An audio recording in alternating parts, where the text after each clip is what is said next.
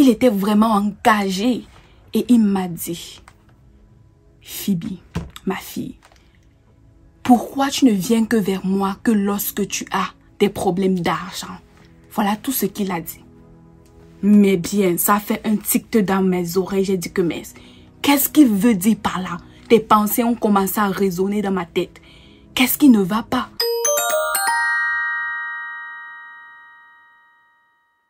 J'ai une question pour toi qui m'écoutes. Mais avant cela, je tenais à te dire que tu es ma personne personnelle, ma personne de la gloire glorieuse, ma personne de grâce et ma personne de gratitude. Ne l'oublie jamais. La question est la suivante. T'est-il déjà arrivé de te sentir abattu, de te sentir dévasté parce que tu constates que ta vie n'a pas de sens? Tu constates que tu n'évolues pas. Tu constates que les choses ne donnent pas comme elles devaient.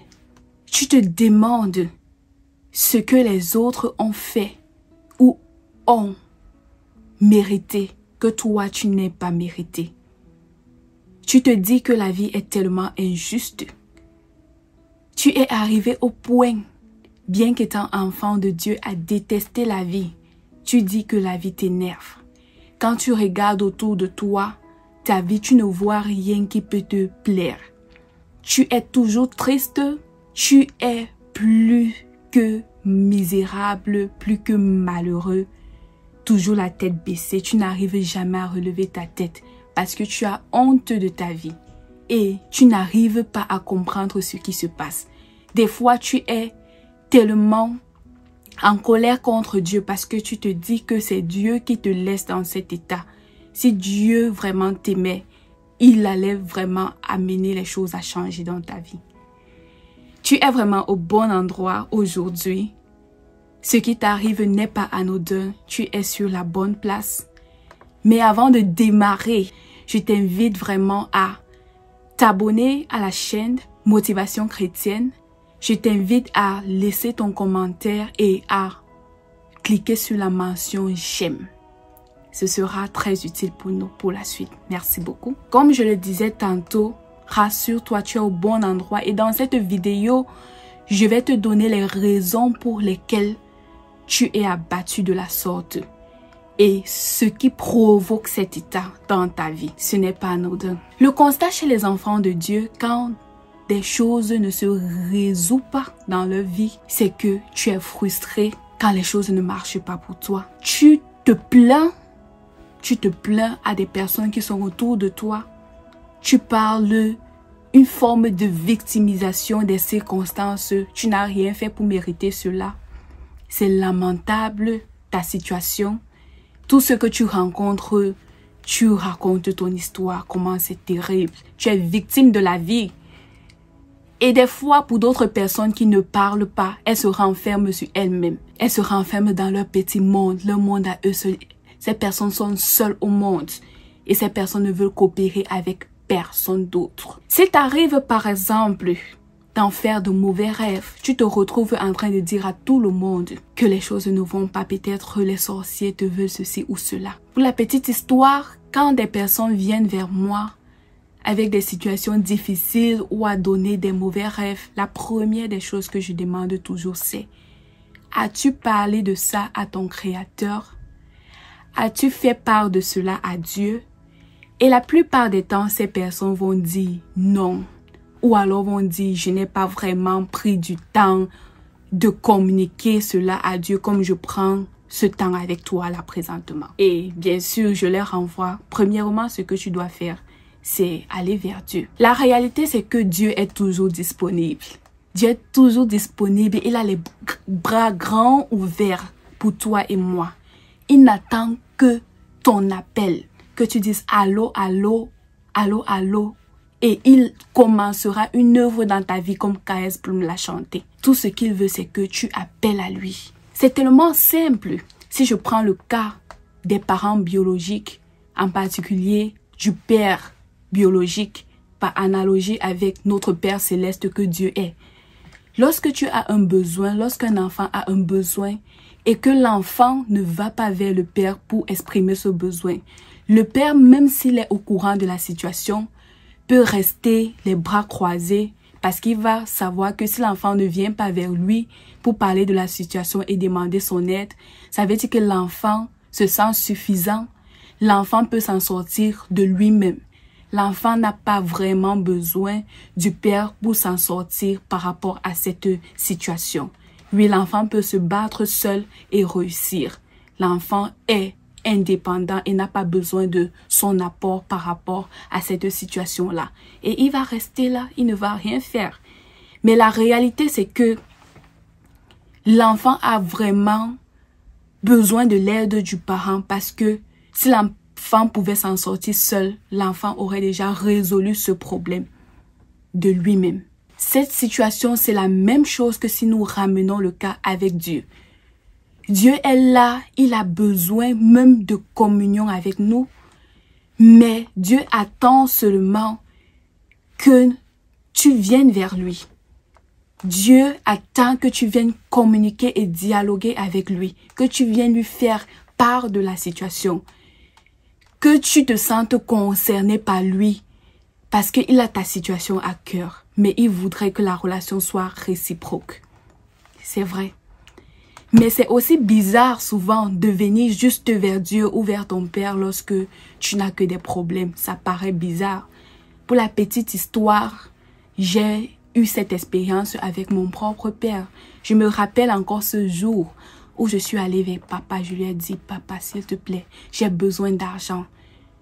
Si j'ai bonne mémoire, c'était par rapport à l'école ou par rapport à un problème vestimentaire. Et j'ai été choquée par sa réaction. J'ai été surprise. J'ai été étonnée par sa réaction. Je m'attendais à tout sauf cela. On dirait que j'étais endormie dans un rêve et qu'on devait me réveiller. Je n'arrivais pas à en croire mes yeux. Mais c'était la réalité. Mais imaginez-vous, il était tout sérieux. Il était tout sérieux. Il était vraiment engagé. Et il m'a dit, Phoebe, ma fille, pourquoi tu ne viens que vers moi que lorsque tu as des problèmes d'argent? Voilà tout ce qu'il a dit. Mais bien, ça a fait un tic dans mes oreilles. J'ai dit que, mais qu'est-ce qu'il veut dire par là? Des pensées ont commencé à résonner dans ma tête. Qu'est-ce qui ne va pas? C'est toujours les parents qui disent qu'il ne faut pas avoir les boyfriends. Il ne faut pas aller commander dehors. Mais comment quand tu viens vers lui pour demander quelque chose, la remarque qu'il te dit, c'est que tu ne dois pas juste venir vers lui quand tu as besoin d'argent. Où voudrait-il que j'aille? Un temps, je me suis demandé, est-ce qu'il voudrait que j'aille voler ou que j'aille braquer la banque pour prendre de l'argent? C'est amusant d'ailleurs. Mais peu de temps après, quand je suis revenue à la raison, après m'être calmée, calmement, je me suis rendu compte que ce qu'il voulait exprimer par cette émotion, c'était simplement qu'on ait plus de relations de communication quotidienne qui ne se limite pas seulement à la demande de l'argent. Bien que c'est normal, bien que c'est très important, en tant qu'enfant, j'ai besoin de l'argent pour l'école, pour les études, j'ai besoin de l'argent pour mon vêtement et tout, pour mes besoins personnels. Mais il ne voudrait pas que ça se limite seulement à ça. Et de cela, nous tirons entre guillemets que souvent des personnes peuvent vouloir dire quelque chose, mais l'expriment de façon différente en fonction de leur émotion du moment. Du coup, il faut vraiment avoir du discernement pour ne pas confondre les choses. Bien, avec tout ce que je vous ai cité, avec cet exemple du père biologique et mon exemple personnel, mon expérience que j'ai vécue avec mon père, je veux juste vous dire que l'importance de la prière est capitale. Une vie sans prière, ça a vraiment des conséquences néfastes. D'où l'importance de notre thème du jour. La pertinence de ce thème, les conséquences d'une vie sans prière. Dieu nous a créés pour avoir une relation d'intimité avec lui. Genèse chapitre 1 verset 27 nous dit que Dieu nous créa à son image et à sa ressemblance.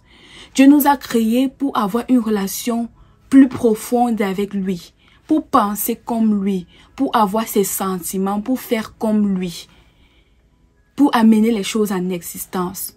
Mais pour les savoir, pour connaître sa volonté, il faudrait lire la Bible, mais aussi il faudrait prier. Il faudrait communiquer avec lui pour qu'il nous révèle ses secrets. Il voudrait qu'il y ait ces relations réciproques. Il ne voudrait pas seulement que ce soit lui qui s'intéresse à nous, mais que nous aussi nous intéressons à lui tout le temps. Que nous soyons conscients de sa présence chaque jour, à chaque seconde, à chaque heure, à chaque minute. Nous savons que Dieu est là. Même en ce moment où je vous parle, Dieu est là. Dieu est présent en ce lieu. Et c'est pour cela que nous pouvons proclamer des versets bibliques tels que « Je puis tout par l'Éternel qui me fortifie ». La joie du Seigneur est ma force. Avec Dieu, nous ferons des exploits. Tout ceci nous ouvre les yeux sur le fait que sans Dieu, nous ne pouvons rien faire. La prière, c'est une arme capitale du chrétien. C'est une arme offensive, une arme défensive, pour ne citer que cela. La prière, c'est l'oxygène du chrétien. La prière, c'est la respiration du chrétien. On ne peut pas s'en passer de la prière. Et quand tu ne pries pas, tu vas être conscient de tes manquements, tu vas être conscient de ce que tu n'as pas par rapport à ce que Dieu a déjà fait dans ta vie.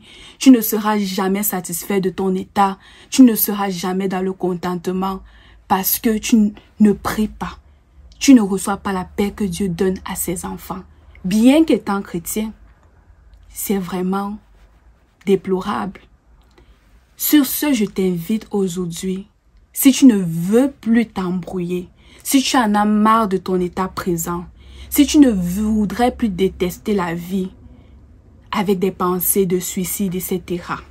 Si tu veux vivre une vie qui a du sens, une vie paisible où tu peux sourire quand les choses vont mal, une vie heureuse où quand les gens vont te voir, ils vont te demander quel est ton secret. Je t'invite aujourd'hui à avoir des moments de prière quotidienne avec Dieu chaque jour, autant que possible, que ce soit une fois, deux fois, trois fois, autant que possible. Des prières, des moments de qualité, en amoureux avec ton Créateur, avec ton Père Céleste, pour te délecter les délices du ciel et pour qu'il déverse sur toi en retour des riches bénédictions en abondance. C'est la parole de Dieu qui dit « Cherchez premièrement le royaume et la justice de Dieu, et toutes ces choses vous seront données par-dessus. » La parole de Dieu est vraie, elle est oui et amen. Si même en allant devant Dieu, tu as des besoins, exprime-les. Et Dieu va te donner la réponse. Il va te consoler. Il va te donner la paix. Il va te donner la réponse palpable. Si tu estimes que tu n'as pas de besoin pour l'instant, il y a toujours une raison de dire merci à Dieu.